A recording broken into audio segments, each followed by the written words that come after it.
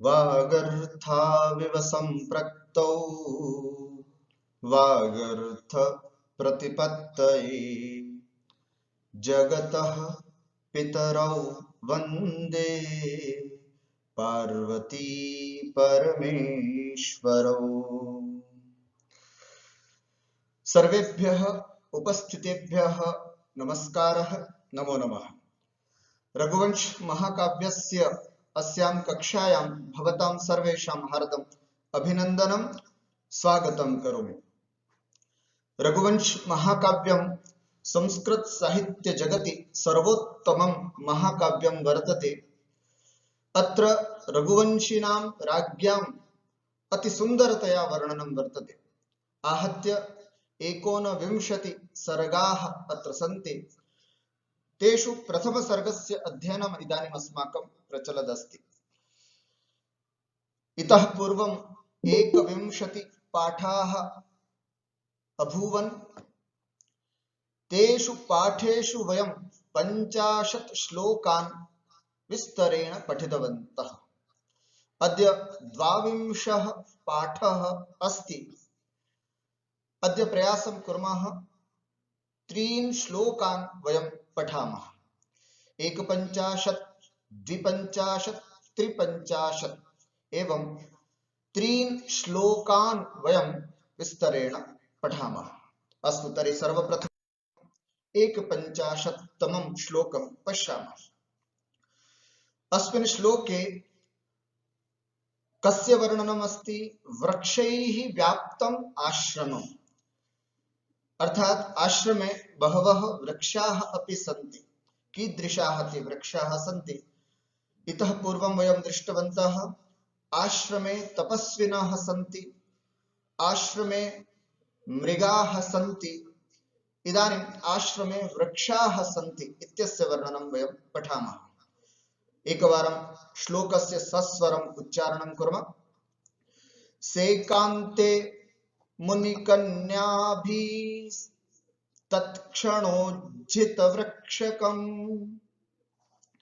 विश्वासाय विहङ्गाना मालवालाम्बुपायिनाम्। सेकान्ते मुनिकन्याभिस्तत्क्षणोज्झितवृक्षकम् विश्वासाय विहङ्गाना, पश्यतु, विश्वासाय विहंगाना, यही रुक गए क्योंकि 8 अक्षर अपने यहीं पर हो जाते। विश्वासाय विहंगाना मालवालाम्बुपायिनाम्। एवं अस्य श्लोकस्य उच्चारणं कुर्मः। अनुष्टुप् छन्दः अत्र अस्ति। यथा वयं जानीमः, 5 सोपानानि अत्र सन्ति। सर्वप्रथमं श्लोकस्य पदच्छेदं वयं पश्यामः। सेकान्ते मुनिकन्याभिः, है ना, मुनिकन्याभिः। अत्र विसर्गः, विसर्गस्य सत्वं भवति यदा यद् वयं सन्धिं कुर्मः।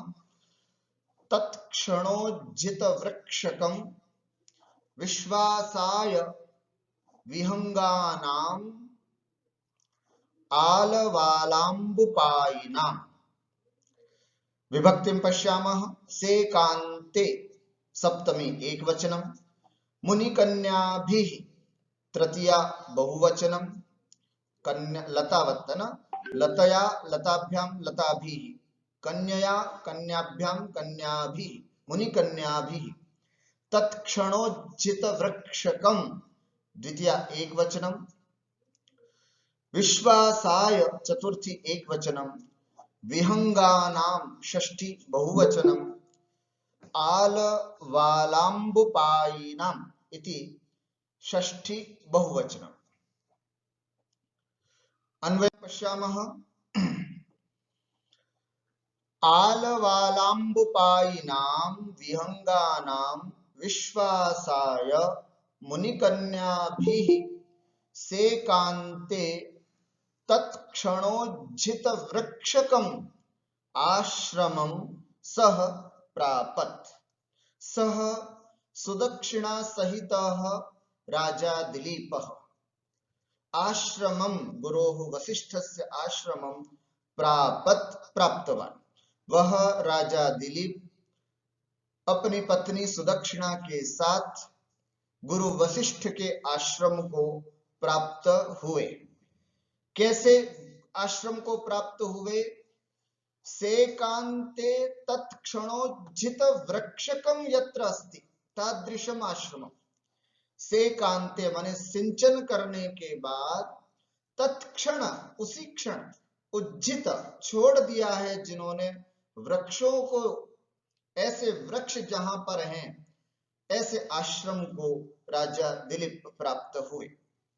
सेकांते है ना, आपने देखा होगा वृक्ष सिंचन करते हैं, तो वृक्ष सिंचन करने के बाद क्यों तत्क्षण छोड़ने की आवश्यकता हुई, इस बात को आगे यहां पर बताएंगे। पर यहां ये समझना है, सेक, सेक माने होता है सिंचन, वृक्षों को सिंचन करते ना अपन, तो ऐसे वृक्षों को सिंचन करने के बाद तत्क्षण उसी क्षण, उज्जित, उज्जित का अर्थ होता है छोड़ दिया, वृक्षकम वृक्षों को, सेकांते सिंचन करने के बाद उसी क्षण जिन वृक्षों को छोड़ दिया है, ऐसे वृक्ष जहां पर हो, ऐसे आश्रम को राजा दिलीप प्राप्त हुए। किसने सिंचन किया? उन वृक्षों को सिंचन कौन कर रहा था? किनके द्वारा सिंचन किए गए वृक्ष छोड़े गए? तो मुनि कन्या भी, ऋषि महर्षि हुआ करते थे, है ना, उनकी कन्याएं वहां पर हुआ करती थी, पुत्रियां जहां हुआ करती थी, ऐसे मुनि कन्या, ऋषि कुमार, ये लोग जो रहते थे, और बिल्कुल वानप्रस्थाश्रम जैसा जो अपना जीवन जीते थे। आप प्रश्न हो सकता है कि गुरुजी वहां मुनियों तपस्वी लोगों के बीच में कन्याओं का क्या काम? तो कहा जाता है वानप्रस्थाश्रम में पत्नी साथ रहती है, अगर बच्चे भी इस तरह के वैराग्य प्रवृत्ति वाले हैं तो वे भी साथ रह सकते हैं। ऐसा एक और ऋषि कुमार जो नए नए बच्चे सीखने के लिए आते हैं, राजा महाराजाओं के, वे भी ऋषि कुमार कहे जाते हैं, या ऋषि पुत्र जो होते हैं वे भी, तो वो सब उस आश्रम में रहते थे। और बिल्कुल वानप्रस्थाश्रम समस्त भोगोपभोग से रहित, बिल्कुल कठिन जीवन जो जिया करते थे, वे वो ऐसे ऋषि महर्षि हुआ करते थे। तो उनकी कन्या, कन्या का मतलब पुत्रियां, छोटी छोटी बच्चियां जो थी, तो मुनि कन्या भी, अर्थात मुनि कन्याओं के द्वारा, ऋषि की कन्याओं के द्वारा सेकांते सिंचन करने के बाद तत्क्षणोज्जित, उसी क्षण छोड़ दिया गया, मुनि कन्याओं ने उसी समय छोड़ दिया जिन वृक्षों को, ऐसे वृक्ष जहां पर हैं, ऐसे आश्रम को राजा दिलीप प्राप्त हुए। फिर प्रश्न होता है, गुरुजी आखिर मुनि कन्याओं ने तत्काल क्यों छोड़ दिया उस स्थान को? ऐसा क्या हो गया, वहां कुछ था, क्यों डर करके भाग गया, क्या हुआ, आखिर क्यों छोड़ा उन्होंने? तत्क्षण है ना, तत्क्षणोज्जित, ये विशेषण क्यों दिया? तो बहुत सुंदर सा भाव बता रहे हैं यहाँ पर, विहंगानाम विश्वासाय, विहंग बोलते हैं पक्षियों को, है ना, आकाश में जो गमन करते हैं उनको विहंगम, विहंग बोलते हैं। षष्ठी बहुवचन में बना विहंगानाम, पक्षिणाम, अर्थात पक्षियों के, विश्वासाय, पक्षियों को विश्वास हो जाए और वे आ करके, मतलब पक्षियों के अंदर विश्वास पैदा करने के लिए मुनि कन्याओं ने सिंचन करने के बाद तत्काल उन पेड़ों को छोड़ करके जहां चले गए हैं, ऐसे आश्रम को राजा दिलीप प्राप्त हुए। फिर प्रश्न होता है, आखिर विश्वास कराने की क्या आवश्यकता हुई? विहंगानाम विश्वासाय, पक्षियों को विश्वास कराने के लिए। तब फिर यहां स्पष्ट करते हैं, आलवालाम्बुपायिनाम, ये है विहंगम। कैसे पक्षी? जो आलवाल में जो अंबु होता है, जल होता है, उसको पीने के लिए जो आया करते हैं, ऐसे पक्षियों को विश्वास उत्पन्न करने के लिए आप देख सकते हैं, ये पेड़ के अंदर जो ये सिंचन किया जा रहा है, और सिंचन में ये जो जल इकट्ठा होता है, जहां पर ये पूरा जो मिट्टी के से चारों तरफ जो इसकी बाउंड्री बनाई जाती है, इसी को संस्कृत में आलवाल बोलते हैं। क्या बोलते हैं? आलवाल। हिंदी में इसको थाल्ह, थाल्ह ऐसे भी बोलते हैं। थालों में जल भरा रहता है, ऐसा बोलते हैं ना, थाल। तो संस्कृत में इसको आलवाल बोलते हैं।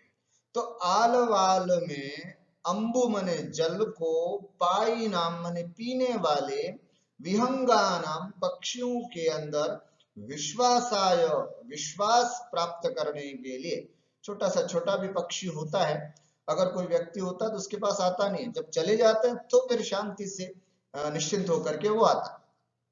तो ऐसे पक्षियों के अंदर विश्वास प्राप्त करने के लिए मुनि कन्या क्या करती थी, वृक्षों को सिंचती थी और तत्काल उस वृक्ष को छोड़ करके चली जाती थी आगे, क्योंकि उनको पता है कि पानी को देख करके पक्षी आएंगे, लेकिन हम जब तक रहेंगे तब तक पक्षी डर करके बेचारे नहीं आते।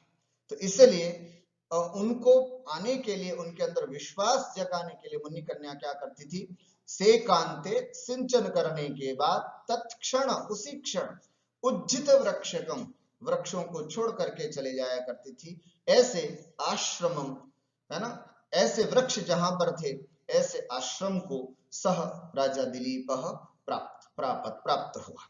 ठीक हो गया। अब मैं पूरा अन्वय दंडान्वय की दृष्टि से पूरा व्यवस्थित अन्वय आपके सामने प्रस्तुत करता हूं।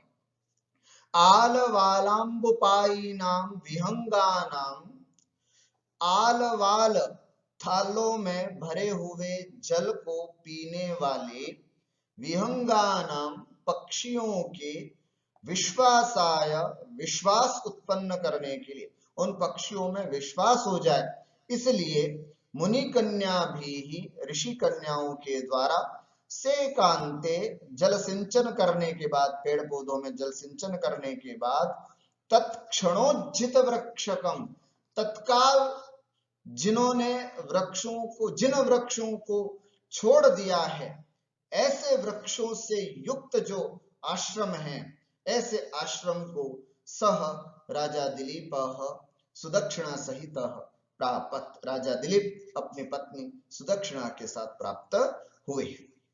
ठीक हो गया। मुख्य बात, एक नया शब्द आपको मिलेगा, आलवाल, थाल जिसको बोलते हैं, ये ध्यान में रखना है। अस्तु पदार्थम पश्यामः।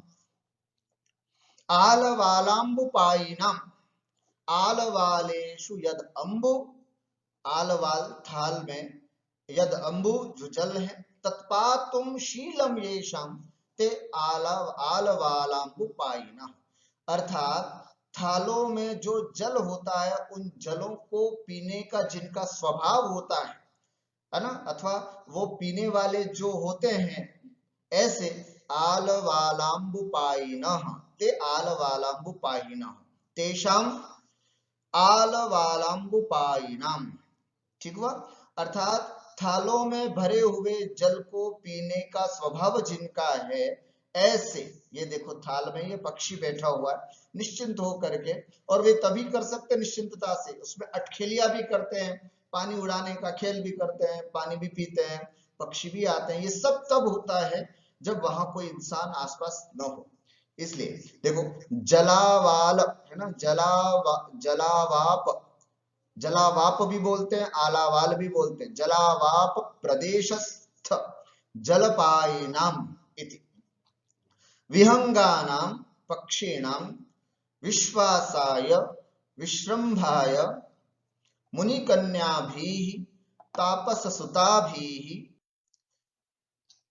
से कांते सेचनावसाने तत्क्षणोज्झित वृक्षकम, तत्क्षण सह च असौ क्षणः इति तत्क्षणः कर्मधारय समास, तत्क्षणे उज्झिताः इति तत्क्षणोज्झिताः सप्तमी तत्पुरुष समास, रस्वाः वृक्षकाः वृक्षका, जो छोटे छोटे वृक्ष होते हैं ना, पौधे जिनको हम बोलते हैं, उसको वृक्षकः बोलते हैं संस्कृत में।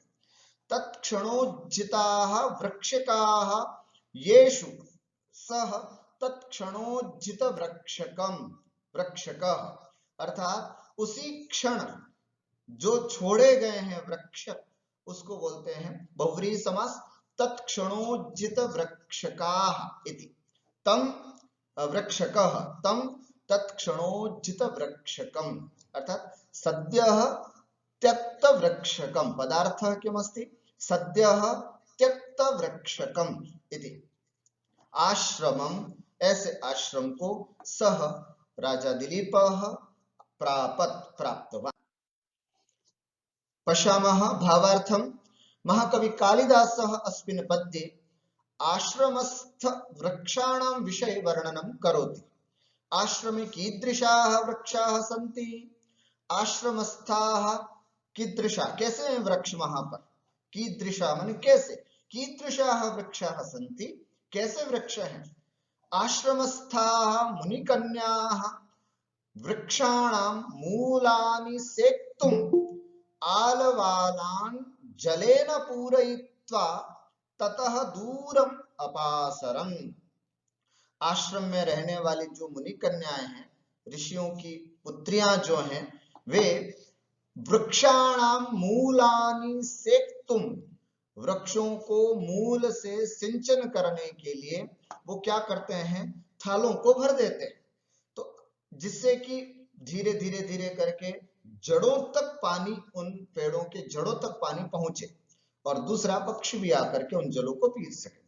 तो मूल माने जड़ को, सेक्तुम माने सिंचन करने के लिए, आलवालान, आलवालों को, थालों को जल से पूरा करके, जल से भर करके, ततः दूरम अपासर, मुनि कन्याएं जो है वो वहां से फिर दूर हो गई।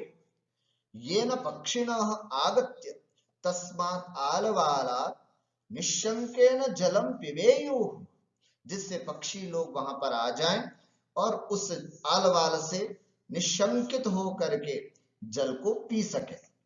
एवं आलवालेषु येषां जलपूरितम अस्ति, है ना, आलवालों में जिनके द्वारा जल पूरा गया है, पक्षिणाः यत्र आगत्य विश्वासेन जलम पिबन्ति, पक्षी जहां पर विश्वास आकर के बड़े विश्वास के साथ जल पीते हैं, जलेन सिंचनं कृत्वा येभ्यः मुनिकन्याः दूरम अगच्छन्, और जल सिंचन करने के बाद जिनसे मुनि कन्याएं दूर चली गई, तादृशाः वृक्षाः आश्रमे आसन्, ऐसे वृक्ष जो आश्रम में थे, तादृशैः वृक्षैः व्याप्तम आश्रमम, ऐसे वृक्षों से व्याप्त आश्रम को सह राजा दिलीपः, वह राजा दिलीप प्राप्तवान, अर्थात उस आश्रम को प्राप्त हुए। स्पष्टम। अग्रे विशेषः अत्र अनुष्टुप् छन्दः अस्ति, पुनः अलङ्कारः उक्तैर्विशेषणैः साभिप्रायैः परिकरो मतः। अत्र परिकरालङ्कारो वर्तते, यत्र अभिप्रायपूर्वकं प्रयोजनपूर्वकं विशेषाणां प्रयोगः क्रियते तत्र परिकरालङ्कारो भवति। अत्र विहंगानां कैसे हैं, तो उसका प्रयोजन बताया, आलवालाम्बुपायिनां विहंगानां, अतः सार्थक अथवा साभिप्राय सप्रयोजन अत्र विशेषणम् अस्ति, अतः परिकरालङ्कारो अत्र वर्तते। पुनः अनुप्रासः तु प्रायः सर्वत्र भवत्येव, वर्णानां साम्यता भवत्येव प्रायः सर्वेषु पद्येषु, अतः अत्रापि वयं यदि पश्यामः तर्हि अनुप्रासः अलङ्कारः भवत्येव। तर्हि अत्रापि यथा सेकान्ते मुनिकन्याभि ककारस्य अनुवृत्तिः अत्र वर्तते, तत्क्षणोज्झितवृक्षकम् विश्वासाय विहंगानां वि वि इति अत्र वर्णानां साम्यता वर्तते, अतः अत्र अनुप्रास अलंकारोपि वर्तते। परीक्षा में कोई भी अलंकार ना मिले तो कम से कम अनुप्रास अलंकार तो आप लिख करके आइएगा ही कि हाँ साहब यहाँ पर अनुप्रास अलंकार तो है, और उपमा अलंकार भी होता है तो आपको बहुत जल्दी से पकड़ में आ जाएगा। तो कुछ अलंकार अपने दिमाग में रखिएगा जिससे कि आप उसको परीक्षा में भी लिख सके। अस्तु अग्रे आश्रमस्थ मृगाणाम रोमंथ वर्णनम, आश्रम में रहने वाले मृगों का रोमंथ का वर्णन यहाँ पर किया जा रहा है। एक बार उच्चारणं कुर्मः। आत्पात्यय संक्षिप्त निवारासु निषादिभिः मृगैर्वर्तितरोमन्थ मुटजांगन भूमिषु। आत्पात्यय संक्षिप्त निवारासु निषादिभिः मृगैर्वर्तितरोमन्थ मुटजांगन भूमिषु। एवं वयम् अस्य उच्चारणं कुर्मः। पदच्छेदं पश्यामः। आत्पात्यय संक्षिप्त निवारासु इति संपूर्णम् एकमेव पदम् अस्ति। निषादिभिः मृगैः, अत्र विसर्गः आगच्छति, तृतीया बहुवचनं मृगैः इति। वर्तितरोमन्थं, वर्तितरोमन्थं उटजांगन भूमिं, उटजांगन भूमिषु इति। तर्हि अधिकं पदच्छेदः अत्र नास्ति। अन्वयं पश्यामः। सुदक्षिणा सहितः सः नलः, सुदक्षिणा के साथ वह राजा नल, आश्रमं प्रापत, आश्रम को प्राप्त हुए। ये पिछले श्लोकों से अनुवृत्ति आ रही है कि किस प्रकार के आश्रम को प्राप्त हुए। मृगैहि वर्तित रोमंथम आश्रमम, जहां मृगों के द्वारा रोमंथ किया जाता है। रोमंथ समझते क्या होता है? रोमंथ इति संस्कृत भाषायां अस्ति, हिंदी भाषायां वयं वदामः जुगाली, है ना। प्रायः पशु जितने होते हैं, बकरी, भेड़, गाय, बैल, भैंस आदि जितने भी पशु हैं, घोड़ा हुआ, ये क्या करते हैं, जब भी कहीं घास खाने जाते हैं तो एक साथ घास खा लेते हैं। घास खाने के बाद उसको फिर यहाँ अंदर निकाल करके फिर वापस धीरे धीरे यहाँ जबड़े के नीचे थोड़ा थोड़ा निकाल करके फिर उसको अच्छे से चरवणा करते हैं, उसको चबाते हैं। तो जो चरवणा करना है, चबाना जिसको बोलते हैं, उसको संस्कृत भाषा में रोमंथ कहते हैं, रोमंथ। क्योंकि खाने के लिए जरूरी नहीं कि उतनी घास बार बार समय पर मिले, तो क्या करते हैं, आपने देखा होगा गांव में या सब जगह गाय भैंस चरने के लिए जाते हैं तो 1-2 घंटे के लिए चर लेती हैं, फिर किसी पेड़ की छाया में बैठ करके फिर बैठे बैठे जुगाली किया करती है, चरवणा करते हैं। जितना भी खाया है उसको अच्छे से वापस निकाल करके और फिर उसकी अच्छी चरवणा कर करके वापस उसको, ये फैसिलिटीज ओनली उन पशुओं के लिए है।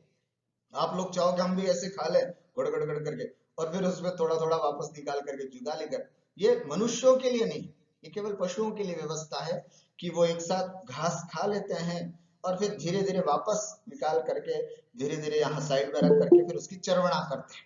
तो ये मृगों की बात है कि मृग जहां पर बैठ करके चरवणा कर रहे हैं, ऐसे आश्रम को राजा दिलीप प्राप्त हुए, है ना। मृगैहि वर्तित रोमंथम, मृगों के द्वारा जहां पर रोमंथ किया जा रहा है, वर्तन किया जा रहा है, ऐसे आश्रम को राजा दिलीप प्राप्त हुए। कैसे हैं मृग? कीदृशैहि मृगै, तो कहते हैं निषादि भी, बैठे हुए। कहां पर बैठे हुए? उटजांगन भूमिषु, उटजांगन, उटज कई बार शब्द आया है, उटज माने कुटिया, पर्ण कुटीर, उसके आंगन में, कुटिया के आंगन में बाहर, उस बाहर की जो भूमि है, उस भूमि में बैठ करके मृग जो हैं वो बैठे बैठे चरवणा कर रहे हैं, जहां पर ऐसे आश्रम को राजा दिलीप पहुंचे। राजा दिलीप जब पहुंचे ना तो सब इस तरह का वातावरण देख रहे हैं कि देखो ऐसे पेड़ जहां पर हैं, ऐसे ऋषि जहां पर हैं, ऐसे मृग जो चरवणा कर रहे हैं बैठ करके, आंगन में बैठ करके ऐसे। अच्छा, आंगन में, आंगन की जो भूमि होती है उसमें बैठ करके, उसका भी एक विशेषण बताया। कैसा? आतपात्यय संक्षिप्त निवारासु, बिल्कुल स्वाभाविक वर्णन है। हम सब अपने घरों में भी देखते हैं, अगर आप लोग थोड़ा ग्रामीण क्षेत्र से जुड़े हुए होंगे, अगर बड़े बड़े सिटियों में बचपन से नहीं रह रहे होंगे और ग्रामीण क्षेत्र से आप जुड़े हुए हैं, तो ये मैं जो कह रहा हूं ये बिल्कुल हकीकत आपके घर पर भी होता होगा। क्या? आतपात्यय, आतप माने धूप, अत्यय माने चली गई, शाम को धूप चली जाती है, तो आतप माने धूप, अत्यय का मतलब है चले जाना, समाप्त हो जाना। धूप के चले जाने पर शाम को संक्षिप्त, इकट्ठा कर रखा है नीवार, वो धान्य जिसकी पिछली बार भी हमने चर्चा की थी। अर्थात जो धान्य ऋषि महर्षि खाते हैं वे अच्छे से पहले धोते हैं, फिर उसको सुखाते हैं, दिन में सुखा दिया, और शाम को पूरा धान जो है वो इकट्ठा कर देते हैं। किसान परिवार से जुड़े हुए बच्चे जो हैं वो अच्छे से मेरी बात को समझ पा रहे होंगे, है ना। तो धूप में सुखाया जाता था और शाम को जिनको इकट्ठा कर दिया जाता था, एक ढकी बना दी जाती थी, जैसे देखो आपके सामने ऐसे, है ना। यद्यपि ये तो कहीं दूसरी जगह का है, आश्रम का नहीं है, परंतु ये पूरा इकट्ठा कर दिया पूरा, है ना। और उसके बाद अर्थात दिन में सुखा दिया पूरा और फिर धीरे से उसको इकट्ठा कर दिया ऐसे, है ना। आतपात्यय धूप के चले जाने पर संक्षिप्त मन इकट्ठा कर दिया है निवार को, जहां पर ऐसे कुटिया के आंगन में निषाद भी उस पर, है ना, जिस पे इकट्ठा किया ना निवार, उस पर बैठ करके मृगई ही वर्तित रोमंथम, बैठे बैठे मृग जो हैं जहां पर चर्चा चरवणा कर रहे थे, ऐसे आश्रम को राजा दिलीप प्राप्त हुए। क्या वर्णन किया महाकवि कालिदास ने, बिल्कुल चित्र उकेर करके रख दिया है, एकदम सामने समझ में आ रहा है कि वो ऐसे आश्रम को प्राप्त, मतलब जब राजा दिलीप आश्रम को पहुंचे ना तो उनको ये सब सीन दिखे। देखो ये पर्ण कुटिया है, उसके आंगन में सब इकट्ठा किया हुआ धान, उसके ऊपर हम भी अपने घर पर जब कभी इस तरह से गेहूं सुखाया करते थे, है ना, हमारे घर में भी इसी तरह साल भर में जो गेहूं इकट्ठा करके रखते थे, तो गेहूं क्या करते थे हमारी माँ, उसको धोती थी, पूरे गेहूं को अच्छे से साफ करती थी और साफ करने के बाद फिर उसको सुखा देंगे और शाम को फिर हमारी ड्यूटी लगती थी, हम लोग इकट्ठा करते थे, पूरा इकट्ठा करके रखते थे। लेकिन आश्रमों में क्या था, इकट्ठा करने के बाद फिर मृग जो है वो मृग आते थे, ऊपर बैठ जाया करते थे और बैठे बैठे अपना टाइम पास चरवणा किया करते थे। ऐसे आश्रम को राजा दिलीप प्राप्त हुए।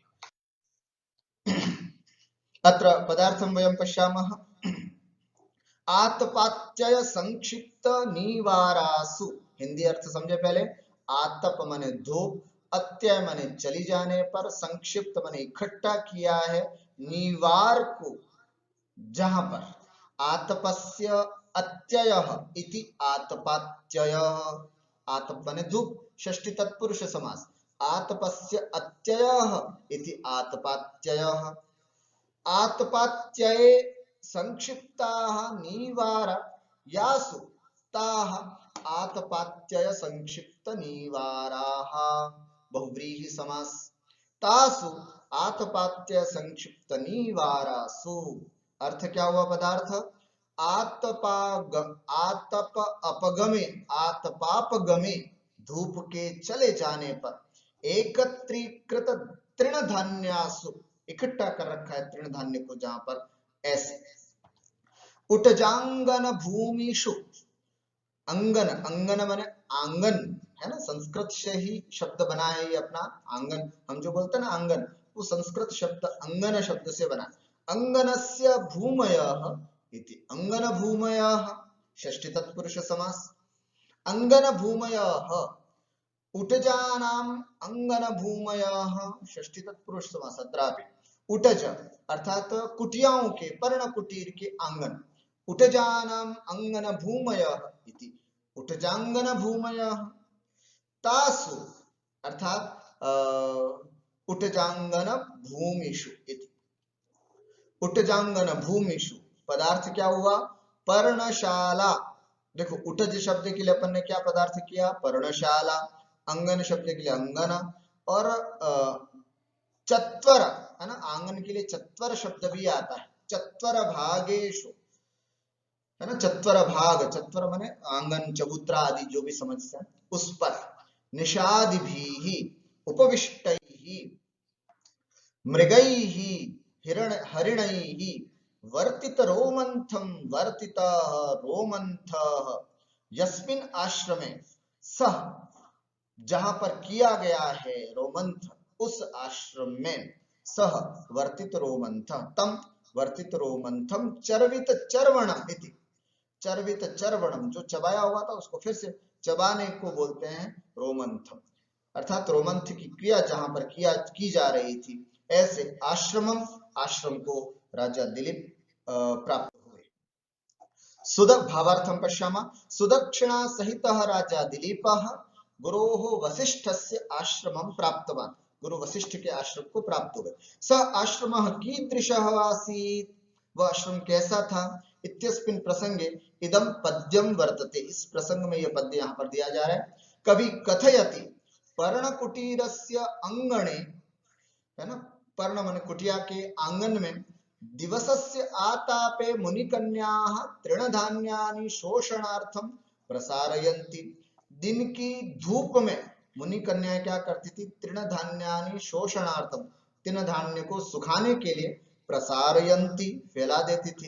किंतु सायंकाले, और आपको ध्यान है अपन ने पढ़ा था कि राजा दिलीप जो है वो शाम को पहुंचे थे, तो सायंकाले आतपे गते, जब धूप चली जाती है, तो प्रसारितानि तृणधान्यानि एकस्मिन् स्थाने राशीकृत्य स्थापयन्ति। मुनि कन्याएं क्या करती हैं? जो फैलाया हुआ तृणधान्य है उसको इकट्ठा करके फिर रखती है। तत्रैव च, जो इकट्ठा किया हुआ नीवार धान्य है उस पर आश्रम मृगाः आगत्य, आश्रम के मृग जो है वो आकर के सुखेन उपविशन्ति, बड़े सुखपूर्वक बैठते हैं। सानंदम रोमंथम च कुर्वन्ति, और बड़े आनंद के साथ बैठ करके रोमंथ, चर्वित चर्वणम, चर्वित चर्वणा बोलते हैं इसको, रोमंथ को करते हैं। तात्पर्यमस्ति यत्र सायंकाले, है ना, पूरे श्लोक का सारांश 2 लाइनों में बोल रहा हूं।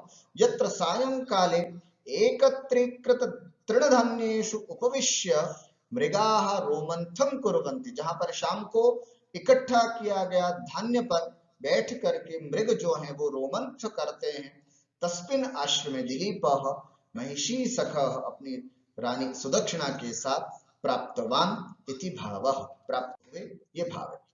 अत्र अनुष्टुप् छन्दः अस्ति। अलंकारः अनुप्रासः अलंकार तो अस्त्येव, स्वभावोक्ति अलंकार भी, एक स्वाभाविक वर्णन किया, एक स्वाभाविक चित्र उकेर करके रखा है महाकवि कालिदास ने।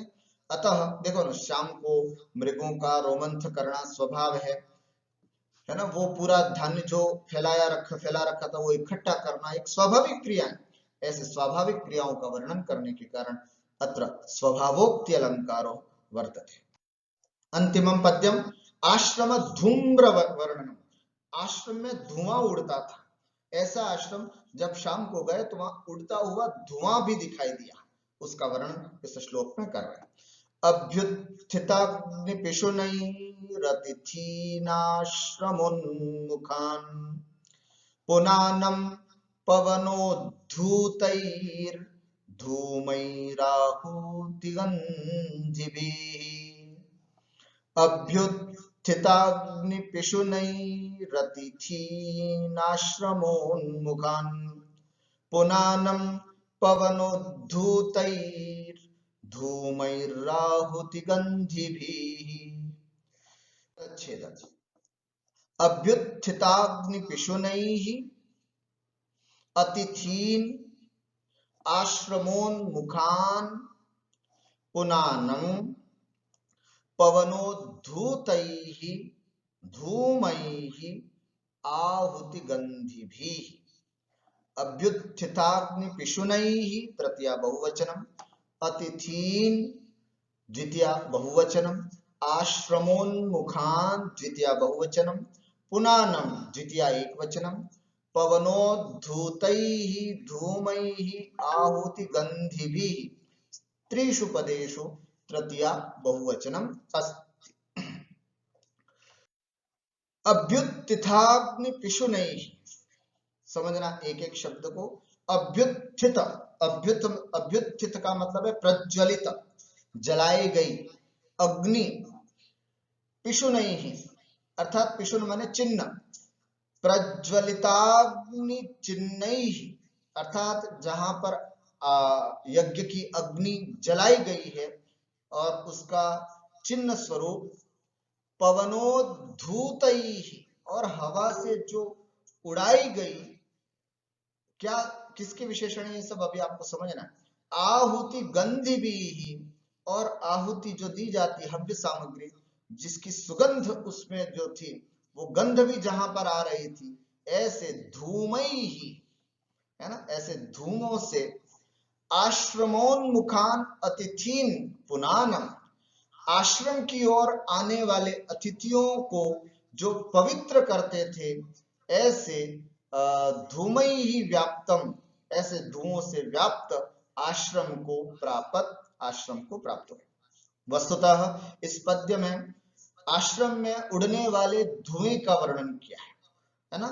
ऐसे कैसे थे धुएं, तो उसके एक बहुत सुंदर सा वर्णन किया है कि आश्रमोन्मुखान अतिथीन पुनानम, आश्रम की ओर जो भी आते थे नए लोग या आश्रम में रहने वाले जो भी लोग थे, आश्रम में आने वाले अतिथियों को या रहने वाले लोगों को जो पुनानम पवित्र करते थे। पहले के जमाने में दिन में 3-3 बार यज्ञ किए जाते थे, सुबह दोपहर शाम, और उससे फिर पूरा आश्रम का वातावरण बिल्कुल पवित्र रहता था।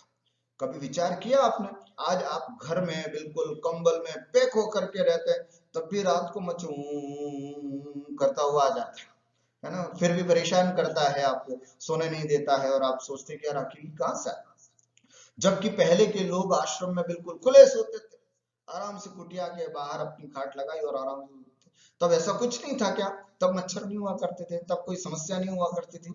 नहीं, क्योंकि दिन में 3-3 बार यज्ञ की अग्नियों में जो औषधि को हवित हवन किया जाता था, उससे इतना शुद्ध और पवित्र वातावरण रहता था कि कुछ भी, न मच्छर, न कोई बीमारी, न कोरोना, न कुछ नहीं हुआ करता था।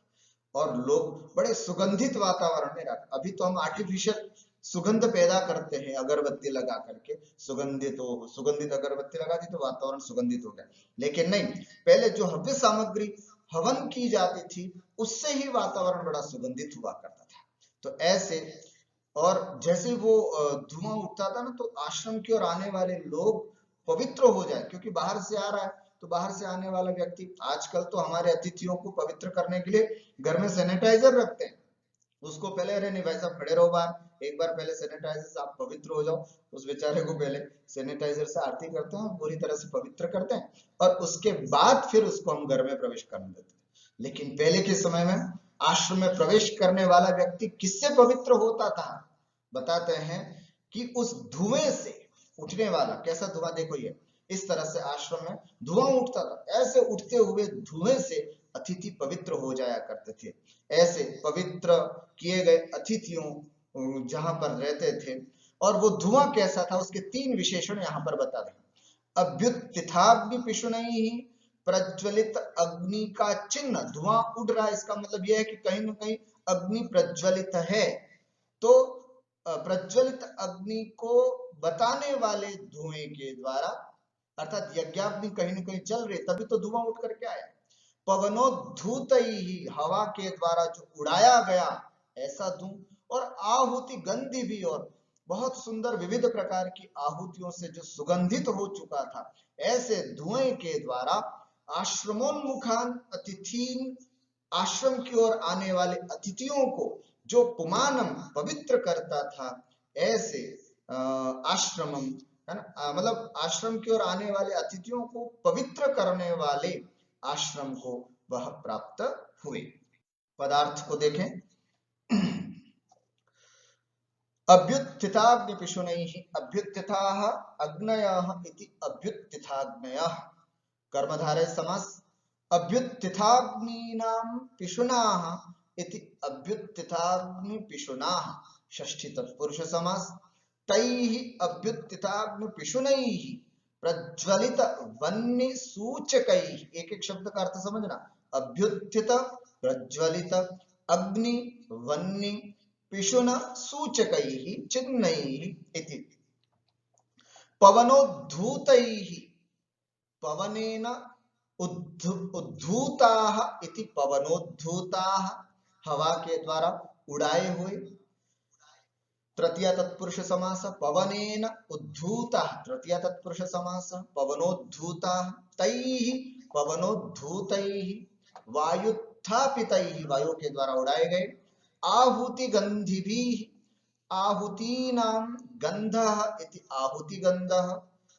आहुति गंधः अस्ति एषाम् इति आहुति गंधिनः, आहुति की गंध जिसपे है वे। तैः आहुति गंधिभिः, किस पे थी आहुति की गंध? उस धुएं में, है ना। आहुति गंधः अस्ति एषाम् इति आहुति गंधि, क्या थे आहुति गंधि? धूम्र।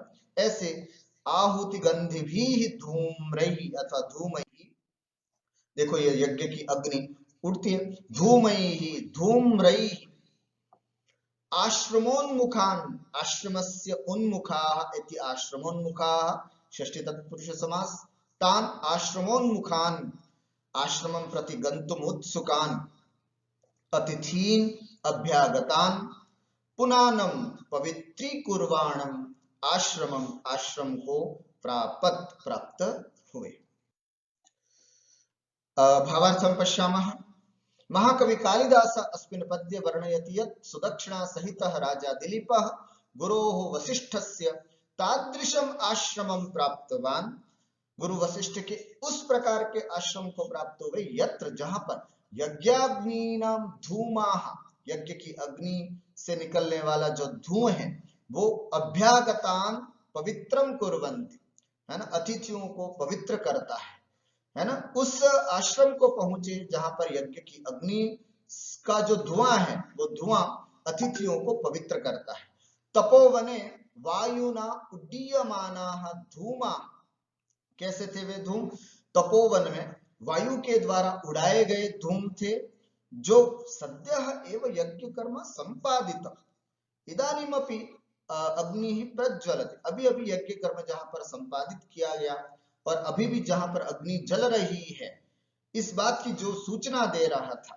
अपिच यज्ञ कर्मणि सुगंधित पदार्थानां उपयोगः विहितः, और इस सुगंधित पदार्थों का उपयोग किया गया है।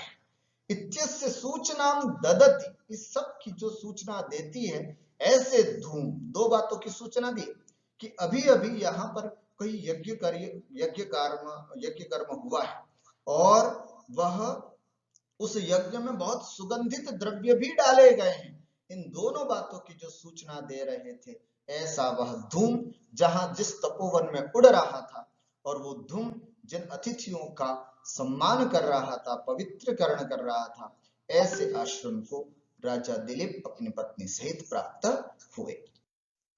अत्र अनुष्टुप छंदः अस्ति, अनुप्रासः अलंकारोपि अत्र वर्तते, है ना, किंतु अत्र अलंकारः एक काव्यलिंगालंकारोपि वर्तते। हेतुर्वाक्य पदार्थत्वे काव्यलिंगम निगद्यते। आखिर वह धुआं पवित्र क्यों कर रहा था? पवित्र करने के पीछे उसके क्या कारण थे, उसमें क्या चीजें थी? इसलिए यहाँ पर एक कारण बताया गया है, आहुति गंधि भी धूमई, जिसमें जो आहुति दी गई थी, जिन पवित्र द्रव्यों की, कपूर की, है ना, और समिधाएं जो दे गए थे, और भी सुगंधित पदार्थ जितने भी थे, उनकी जो आहुति दी गई थी, इसके कारण वो धूम जो था वो अत्यंत सुगंधित था। तो ऐसे, और विशेषण एक ये भी है कि अभ्युत्थिताग्नि पिशु नहीं, इन सब कारणों से पता चलता है कि यहाँ धूम, अर्थात धुएं को देख करके पता चलता है अग्नि। जैसे आप कभी किसी के भोजनशाला में प्रवेश करते हैं, हाँ खीर की सुगंध आ रही है, इसका मतलब आज खीर बनी है, तो आप केवल उसकी सुगंध से पता कर देते हैं। ठीक उसी तरह धुएं से पता चला कि यहाँ अभी अभी यज्ञ कर्म संपादित हुआ है, और उस यज्ञ कर्म में सुगंधित द्रव्यों का भी प्रयोग किया गया है। तो इस तरह से उनके कारणों का जहां पता चला, इसलिए यहाँ पर काव्यलिंग अलंकार भी प्रयोग हुआ है। इस तरह से वयं श्लोकत्रयं पठितवन्तः, तत्र आश्रमस्य विविध रूपेण सुंदरतया वर्णनं महाकवि कालिदासेन कृतम्। अग्रे इतोपि वयं आश्रमस्य विषये ज्ञास्यामः। अद्य एतावदेव। सर्वेभ्यः नमस्कारः, नमो नमः।